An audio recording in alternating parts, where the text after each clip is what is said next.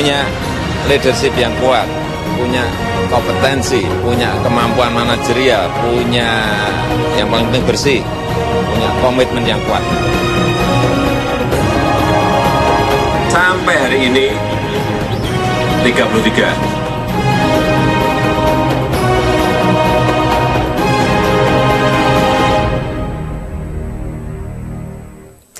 Pemirsa, penyerahan nama sejumlah calon Menteri Kabinet Jokowi JK ke Komisi Pemberantasan Korupsi semakin mengkonfirmasi sesudah Kabinet Jokowi JK sudah final. Langkah Jokowi yang melibatkan KPK dan juga PPATK untuk menelusuri latar belakang menteri diapresiasi karena hal ini belum pernah dilakukan sebelumnya. Dan terpilih Joko Widodo masih enggan mengungkap siapa saja nama yang akan mengisi kabinetnya nanti. Menteri Bapak gimana, Pak? Namun yang pasti, Jokowi telah menyerahkan 36 calon nama menteri ke KPK dan PPATK untuk ditelusuri latar belakangnya. Deputi Tim Transisi Hasto Kristianto mengaku tidak tahu persis siapa saja nama dan jumlah menteri yang direkomendasikan Jokowi untuk ditelusuri oleh pihak KPK.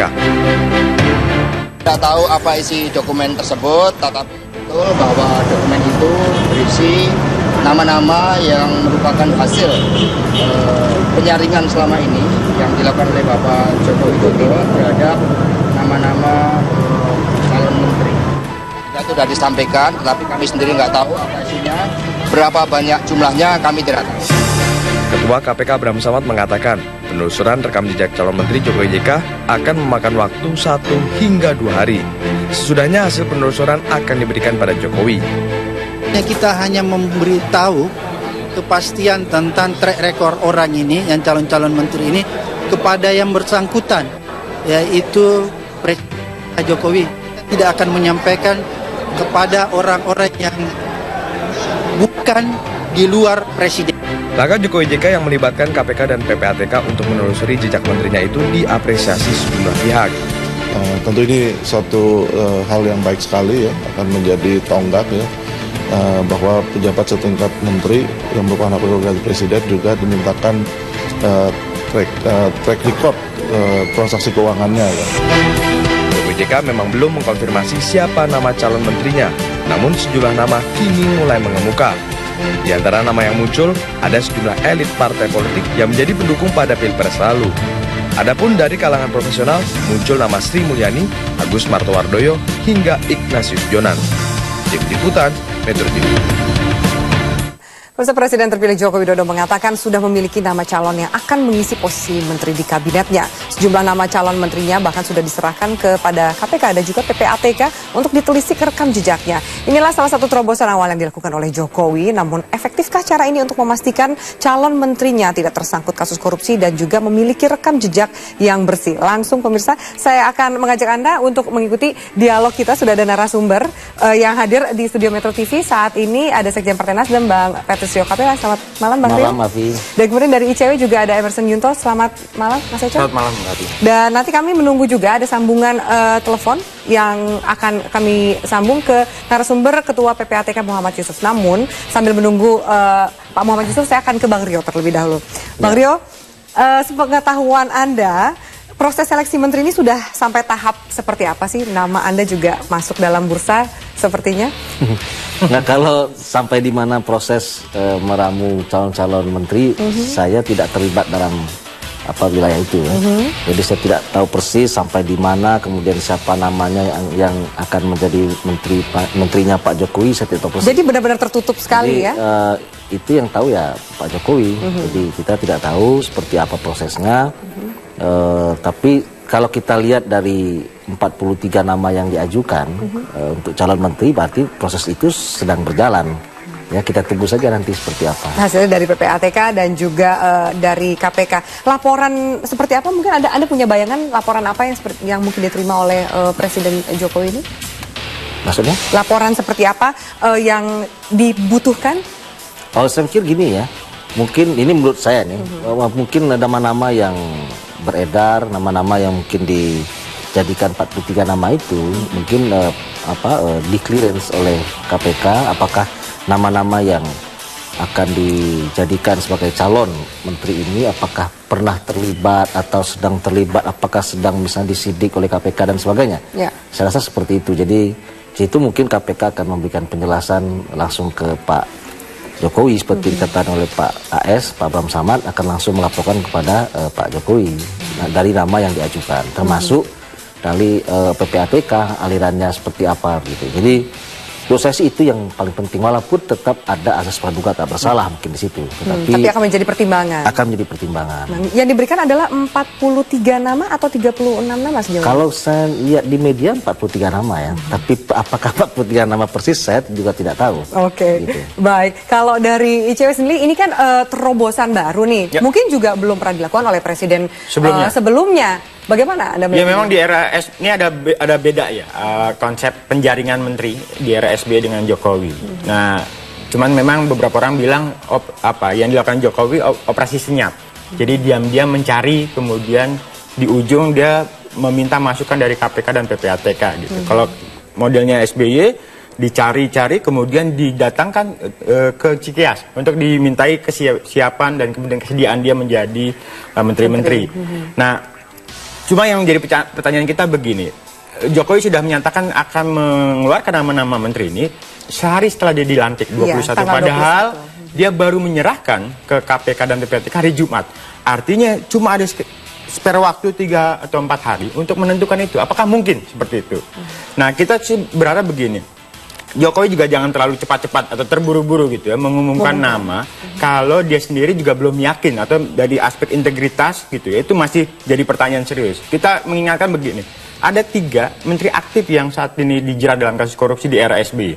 Nah, kita berharap itu tidak terulang. Mungkinkah memang harapan itu dilakukan dengan cara seperti ini? Diseleksi early warning? Ya, paling tidak begini, ketika ada nama-nama yang misalnya tersangkut dalam kasus transaksi yang mencurigakan atau transaksi gendut gitu ya, atau misalnya nama dia potensial menjadi tersangka dalam kasus korupsi yang ditangani oleh KPK, ini sebaiknya dihindari gitu ya. Karena kalau sebentar-sebentar sudah jadi menteri dipanggil sebagai saksi dan kemudian berujung ke tersangka, ini pasti akan mengganggu kerja pemerintah. Dan kemudian yang pasti citra pemerintah di mata publik akan merosot. Padahal itu tantangan terbesar bagi pemerintah Jokowi JK untuk mengembalikan citra pemerintah di mata publik. Yang itu semakin lama semakin merosot di era SBY. Oke, kalau Bang Rio melihat apakah memang ini efektif? Itu kan pertanyaan pembukanya, sebenarnya ini efektif atau memang bagian dari juga mengajak lembaga-lembaga lain, KPK, PPATK, mungkin Ditjen Pajak juga akan diajak? Gini, yang pertama ini adalah model ya, sebuah model baru.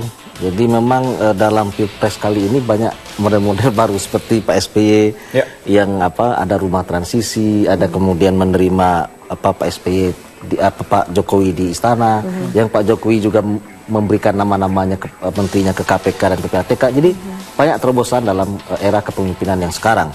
Nah, menurut saya ini sebagai sebuah model yang positif. Ini sebagai sebuah komitmen dari Pak Jokowi, Pak JK terhadap kabinetnya harus bersih dari bau-bau korupsi. Saya pikir ini sebuah komitmen yang patut kita apresiasi ya. Nah, kemudian apakah ini akan menjadi efektif atau tidak? Ya, ini kan butuh track record. Jadi ini yang dibutuhkan di KPK dan PPATK untuk melihat perjalanan sekian tahun misalnya atau 10 tahun ke belakang gitu ya. Nah, oleh karena itu tentu ini adalah modal awal dari pemerintahan sekarang ini untuk meneguhkan komitmen soal itu. Nah, tapi apa kemudian efektif atau tidak, tentu ini adalah bagian dari sebuah pertimbangan. Tidak semata-mata hanya ini, ya, tapi juga banyak pertimbangan yang lainnya, yang tentu tadi disebutkan oleh Pak Jokowi ada 5 pertimbangan untuk menjadikan seorang menteri di kabinet beliau. Jadi, menurut saya sih ini bagian saja. Nah, tapi yang pasti adalah ini sebuah gaya yang tentu zaman tadi Mas Icote ngomong bahwa Pak SBY dulu terbuka, orang datang semua mengakses, melihat dan sebagainya. Yang ini adalah berkebalikan. Diperiksa dulu, dicek dulu, sudah betul-betul mungkin beliau yakin bahwa ini akan masuk, kata Pak JK juga begitu, baru diumumkan. Jangan sampai nanti kayak Ibu Anfasah Muluk ya, sudah dipanggil, diperiksa, kemudian tidak jadi. Itu agak masuk akal penjelasannya. Jadi jangan sampai nanti seorang calon menteri sudah dipanggil bolak-balik kemudian tidak jadi. Tidak jadi. Oke, baik. Kita akan lanjutkan dialog kita soal menyusun dan juga merancang sebuah kabinet yang bersih. Apa mungkin juga ada masukan dari ICW yang karena tentu kabinet yang bersih itu menjadi jaminan dan juga alat gerak bagi seorang presiden untuk menjalankan pemerintahannya. Kami lanjutkan sesaat lagi. Tetaplah bersama kami.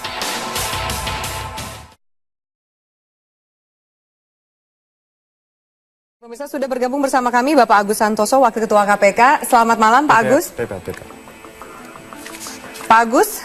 Ya. Ya Pak Agus, Wakil Ketua PPATK ini pertama kali PPATK mengerjakan permintaan seorang presiden terpilih untuk mengecek calon-calon menterinya. Sejauh ini dikatakan PPATK ini lembur, betul Pak? Sampai sejauh mana perkembangan nama-nama ini Pak yang dicek? Ya betul, kami sudah menerima nama-nama itu dari Presiden terpilih Pak Jokowi dan Pak JK untuk calon-calon menteri, diserahkan pada kami kemarin sore dalam amplop tertutup, dan kemudian kami teman-teman di PPATK lembur. Besok sore rencananya akan diserahkan hasilnya oleh Kepala PPATK Pak Muhammad Yusuf langsung kepada Pak Jokowi. Kapan rencananya Pak penyerahannya? Besok sore. Berarti cepat sekali ya Pak prosesnya ya? Iya, karena tentu yang kami cek adalah apakah calon-calon tersebut pernah terlapor di PPATK. Jadi kami cross-check dengan database yang ada di PPATK, yaitu data laporan transaksi keuangan mencurigakan, apakah pernah para calon ini terlapor melakukan transaksi keuangan mencurigakan. Kemudian kami cek juga apakah para calon pernah terlapor melakukan transaksi tunai 500 juta ke atas, tarikan tunai maupun setoran tunai 500 juta ke atas. Kemudian kita juga akan melihat catatan apakah nama-nama tersebut terkait dengan kasus korupsi yang sudah berjalan atau sedang berjalan, seperti itu. Tetapi yang kita cek bukan hanya calon, sebagaimana pengecekan pada calon-calon penyelenggara negara lainnya, kita juga cek keluarganya, istri atau suami, dan anak-anaknya. Pak Agus, nanti laporan yang akan diserahkan kepada Jokowi ini hanya laporan saja atau memang ada rekomendasi yang juga diberikan oleh PPATK? Nah, kami biasanya memberikan catatan, jadi ini tidak menyerahkan dalam bentuk laporan analisis, tetapi berupa catatan-catatan, dan ini tentu akan digunakan oleh Presiden sebagai salah satu bahan pertimbangan untuk memilih. Pak Agus, ternyata juga ada lembaga lain KPK yang juga menerima daftar yang diterima oleh PPATK. Apa sejauh ini ada koordinasi juga dengan KPK atau memang terpisah? Untuk kali ini terpisah ya. PPATK akan memberikan catatan tersendiri, KPK juga akan memberikan catatan tersendiri. Seperti itu. Baik, Pak, saya bertanya soal model pelaporan ini dan juga dibantu oleh PPATK mengecek latar belakang dari calon-calon, nama-nama yang diberikan. Menurut Anda, seberapa efektifkah terobosan ini dilakukan untuk kemudian menjaring calon-calon menteri yang bersih? Ya, jadi kami PPATK bergerak atau atas dasar laporan. Ya, ada laporan yang diwajibkan oleh undang-undang. Jadi laporan LTKM, laporan transaksi keuangan mencurigakan, dan laporan transaksi keuangan tunai 500 juta ke atas, itu adalah laporan wajib yang harus disampaikan oleh penyedia jasa keuangan dan pihak pelapor kepada PPATK, sehingga tidak terbatas kepada political exhaust person ataukah pejabat, tetapi seluruh pengguna jasa, penyedia jasa keuangan, kalau melakukan transaksi keuangan mencurigakan atau transaksi tunai 500 juta ke atas, harus atau pasti dilaporkan kepada PPATK. Nah, kalau berdasarkan riset tipologi PPATK, misalnya dalam riset pilkada, kalau calon yang sudah terlapor di PPATK, itu ada kecenderungan ketika dia menjabat, dia akan berperilaku koruptif. Nah, oleh karena itulah, maka catatan seperti ini penting. Walaupun ini memang kalau yang bersih, tidak ada catatan, bukan berarti kita menjamin bahwa orang ini integritasnya baik dan akan berperilaku jujur ya. Tetapi paling tidak, kalau yang sudah terlapor, itu ada indikasi bahwa yang bersangkutan itu integritasnya patut diberikan catatan mengenai integritas yang bersangkutan. Seperti itu. Baik, terima kasih banyak Pak Agus Santoso, Wakil Kepala PPATK atas waktunya di Metro Highlights. Dan terima kasih Bapak. Kita sudah lihat bahkan ternyata yang dicek bukan hanya yang bersangkutan, tapi bahkan keluarga, anak istri. Ini menarik sekali bahwa ring satu dari nama calon tersebut juga terus diawasi. Bang Rio, silakan. Ya, menurut saya memang sebagai calon pejabat publik itu memang menjadi perhatian dari PPATK ya. Jadi beberapa kasus yang kita lihat malah keluarga itu menjadi sasaran antara atau perantara lah untuk menjadi celah untuk perpindahan rekening dan sebagainya. Jadi saya pikir memang harus dilakukan oleh PPATK. Ya, saya pikirnya terobosan yang baik ya. Artinya belajar dari pengalaman Akhil Mukhtar, belajar pengalaman Gayus Tambunan, yang itu juga transaksi tidak hanya ke yang bersangkutan, tapi juga mengalir ke kerabat atau orang dekat dia gitu ya. Nah, cuma memang yang menjadi perhatian kami adalah harusnya Jokowi JK tidak hanya meminta KPK dan PPATK, tapi institusi lain seperti polisian, kejaksaan, bahkan Ditjen Pajak harusnya diminta. Karena bagi kita sebenarnya kalau ngelamar kerja aja ada surat keterangan berkelakuan baik dari kepolisian. Nah, kalau menjadi menteri paling tidak ada 5 tuh keterangan kelakuan baik dari polisi, jaksa, Ditjen Pajak, PPATK dan KPK. Sepanjang dia sudah memenuhi ini, saya pikir tadi jalannya udah agak enak tuh ketika menjalankan. Tidak ada beban lah ya. Tidak ada beban. Walaupun saya sepakat dengan Pak Agus, tidak ada garansi juga bersih dari PPATK, Ditjen Pajak dan juga KPK. Pada akhirnya juga tidak akan tersandung dalam kasus korupsi. Kita mungkin masih ingat kasus Romin Dahuri. Kita masih ingat Ahmad Syudi, Menteri Kesehatan yang notabene dia orang baik tapi tersandung di tengah jalan dalam kasus-kasus korupsi. Oke, baik, kita akan lanjutkan sesaat lagi dialog kita. Pemirsa tetaplah bersama kami di Metro Highlights.